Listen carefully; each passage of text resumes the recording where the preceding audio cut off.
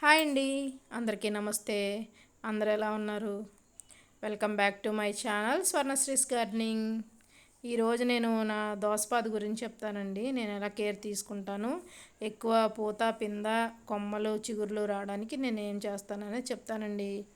మొన్న last mini హార్వెస్ట్లో 2 దోసకాయలు already cut చేసానండి, కోసాను కదా. ఇది మూడో కాయ రెడీ అవుతుంది చూసారా. వాటి మీద ఇది కొంచెం సైజు పెద్దగా ఉందండి. నేను నా హ్యాండ్ పాలినేషన్ వీడియోలో చూడండి, నేను పాలినేషన్ చేసిన ప్రతి పింద నిలబడిందండి. మనం హ్యాండ్ పాలినేషన్ చేయడం వల్ల ప్రతి పింద నిలబడుతుంది, ఏది పాడైపోదు కుళ్ళిపోదు.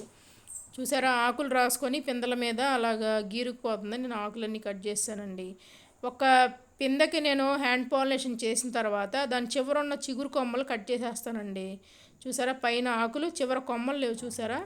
అలా తీసేయడం వల్ల ఏమవుతుందంటే ఈ కాయ ఎదగడానికి మనకి బలం సరిపోయిద్ది అనమాట.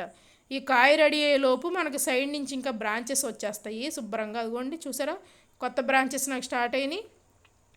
అలా రావడం వల్ల పాదు కూడా తొందరగా ఎండిపోదండి, చక్కగా ఈల్డింగ్ బాగుంటుంది.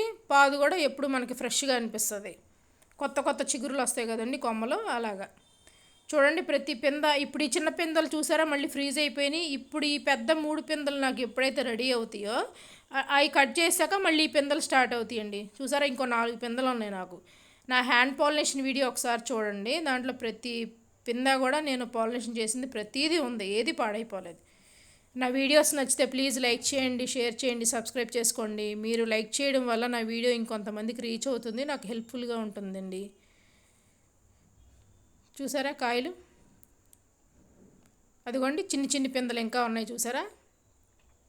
ఇప్పుడు ఈ పెద్దగైన 3 పిందలు నాకు రెడీ అయ్యేసరికి ఈ వెనకాల ఉన్న పిందలన్నీ రెడీ అయిపోతాయి, కాయలు అయిపోతాయి. హ్యాండ్ పాలినేషన్ చేసుకోవడం వల్ల చాలా ఉపయోగాలండి. చక్కగా ప్రతి పింద నిలబడుతుంది, ప్రతి పింద కాయ అవుతుందండి. చూడండి కాయ, లాస్ట్ 2 కాయలు కోసానండి, ఇది మూడో కాయ. మీరు గమనించండి, నా ప్రతి కాయ చివర చిగురు కొమ్మలు లేవన్నమాట, నేను అవి కట్ చేసేస్తా. ఇప్పుడు మళ్ళీ నాకు ఈ కాయలు వేసరికి మళ్ళీ చిగురులు కొత్త కొమ్మలు వస్తాయి కదా, అప్పుడు మళ్ళీ పూత పింద వస్తుంది, మళ్ళీ మనం అప్పుడు హ్యాండ్ పాలినేషన్ చేసుకోవచ్చు. చూసారా, ఈ కాయతో నేను దోసకాయ రొట్టి పచ్చడి చేసుకుంటానండి ఈసారి. బాగుంది కాయ, చేదు లేదండి, చాలా టేస్ట్గా ఉంది కాయ. చేదు ఉంటుందేమోనని ఒక భయం వేసింది కానీ చేదు లేదు. చూడండి ప్రతి కాయ చివర నాకు ఇది లేదు కదా, కొమ్మలు లేవు, గమనించారా. ప్రతి కాయ చివర నేను కొమ్మలు కట్ చేసేసుకున్నా. నా వీడియోస్ నచ్చితే లైక్ చేయండి, ఎలా ఉన్నాయో కామెంట్ చేయండి. ఓకేనండి, బాయ్.